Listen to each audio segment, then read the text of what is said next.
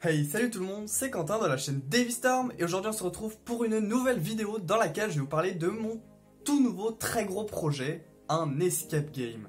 Donc pour l'instant c'est peut-être un peu flou mais l'idée est là. Donc je vais tout d'abord vous parler un peu du concept général puis ensuite je vous montrerai un peu là où j'en suis. Donc déjà le concept c'est quoi? C'est de créer un escape game. Donc pour ceux qui en ont jamais fait en fait c'est de créer une sorte d'énigme avec des pièces, une maison. Et le but ensuite ça va être de voir justement de s'enfuir de cette maison. Donc en résolvant les énigmes, en trouvant des clés, des codes et tout, en découvrant les cadenas et tout, en trouvant les pièces, les secrets et tout.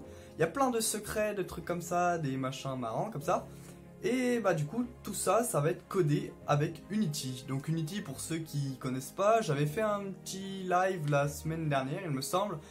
Où je découvrais, où je galérais et tout. Donc là cette semaine j'ai pas mal essayé et tout. Et là normalement je commence à pas trop mal y arriver, j'ai quelques bases.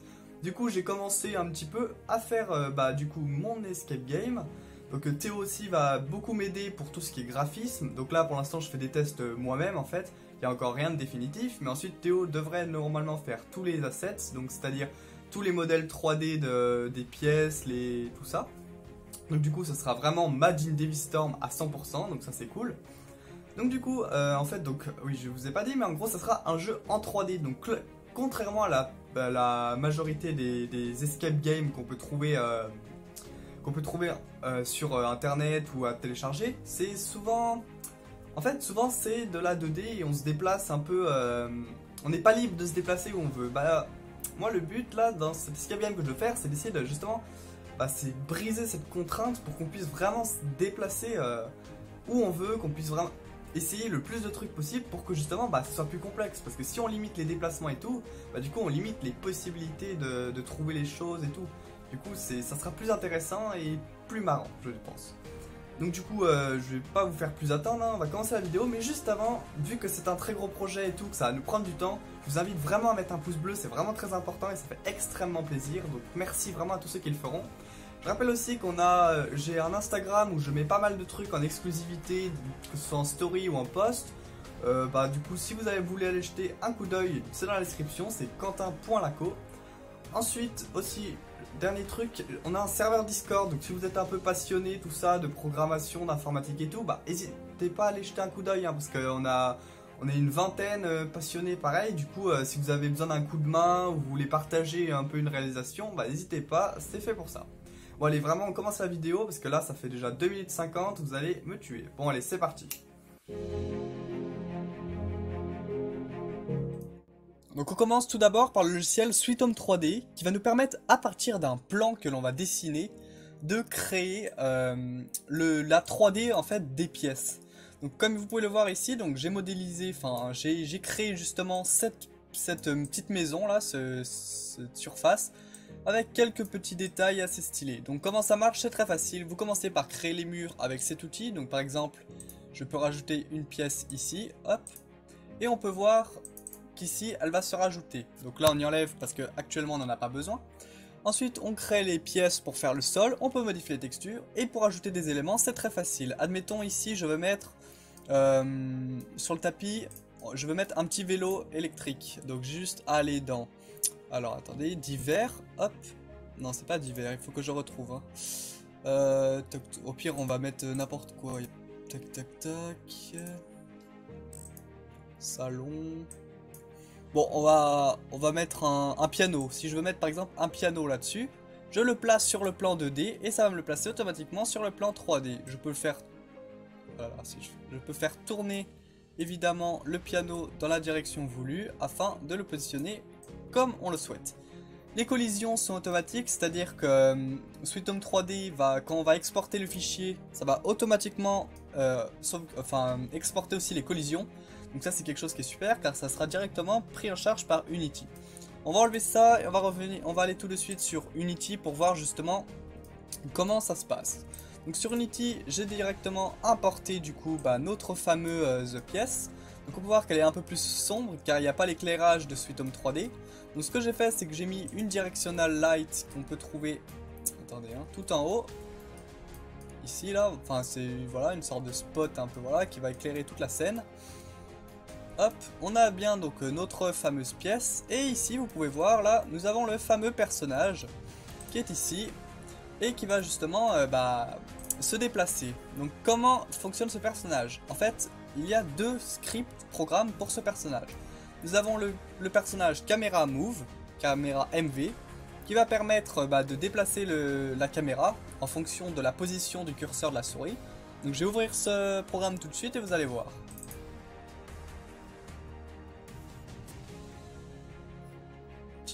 Donc en gros, ici on a une variable sensi qui correspond à la sensibilité de la souris, un vecteur rotation qui permet de stocker les valeurs x, y, z des axes de rotation. Ensuite, on va récupérer le game object de notre personnage, donc qui est associé à la caméra. Le void start, je l'ai laissé parce qu'il est de base mais on s'en sert pas. On a le void update ici. Et là, on va récupérer du coup l'axe y de la souris. Et du coup, on va modifier l'axe x en fonction de cet axe y. Et on va modifier l'axe y de la caméra en fonction justement de l'orientation du personnage que l'on aura récupéré grâce à son game object. Et ensuite du coup on applique ces transformations au game object de la caméra. Ensuite je vais tout de suite ouvrir le deuxième script histoire que vous voyez comment le personnage se déplace dans la scène. Donc pour cela double-clic dessus, voilà, un peu plus important mais bon pas non plus très grave. Donc on a la variable vitesse qui va nous permettre de définir le déplacement que l'on pourra d'ailleurs retrouver directement si on clique sur notre personnage dans la hiérarchie. On pourra la retrouver directement ici dans l'onglet Inspector, ce qui nous permettra de modifier cette vitesse rapidement et de ne pas avoir à toucher une seule ligne de code. Ensuite nous avons du coup donc pareil une variable rotation, un vecteur qui va nous permettre du coup de définir notre rotation. Le curseur qui va nous permettre, enfin en fait on va verrouiller le curseur, ça veut dire qu'on pourra faire aller en gros si vous voulez le curseur à droite à l'infini vu ça évitera en fait qu'on soit bloqué à des moments sur les bords de l'écran. Voilà tout simplement, je reviendrai en détail peut-être dans une prochaine vidéo, à vous de me dire dans les commentaires justement ce que vous voulez voir un petit peu comme tuto, ce que vous ne comprenez pas. Ensuite ici on récupère input XY du clavier, donc en fait si on appuie sur haut, bas, droite, gauche, voilà. On va modifier la vélocité justement de notre personnage en fonction de cette touche, donc une ligne un peu compliquée mais bon je vais vous expliquer rapidement. Donc en gros on va prendre la variable Y qui correspond à l'axe vertical, donc haut bas, on y applique on multiplie par la vitesse qu'on a définie plus haut et on va multiplier par le vecteur forward qui veut dire devant. Donc en fait si vous voulez on va avancer devant, et sauf que si jamais on appuie vers le bas, notre input Y va être négatif et du coup ça va être l'inverse, du coup on va aller en arrière. On ajoute à ça le vecteur qui va nous faire les déplacements horizontaux et du coup ça va nous faire un mixte des deux vecteurs qui va nous permettre justement de se déplacer. Ensuite input case code space, ça veut dire quoi? Ça veut dire que si j'appuie sur la touche espace ça va nous libérer le curseur, voilà, pas très compliqué. Ensuite on récupère le X de la souris, l'axe X qui va nous permettre justement de faire bouger notre personnage selon l'axe X. Donc comme pour la caméra, on récupère ça, on multiplie par la sensi et on applique ça, tout ça. Voilà, c'est vraiment pas très compliqué. On va du coup pouvoir retourner sur Unity et du coup tester un peu comme cela. Ah non, juste avant, petit dernier truc, j'ai ajouté un petit truc pour notre escape game justement qui va faire que ça soit un peu plus stylé. J'ai ajouté une spotlight, donc une spotlight c'est juste une lampe, j'ai mis un jaune, en fait ça va être une lampe de poche car de base la scène n'est pas éclairée et le but c'est de faire une petite ambiance un peu comme si on était dans le noir, il va falloir trouver les indices grâce à la lampe de poche. Donc je lance et on va voir ça tout de suite.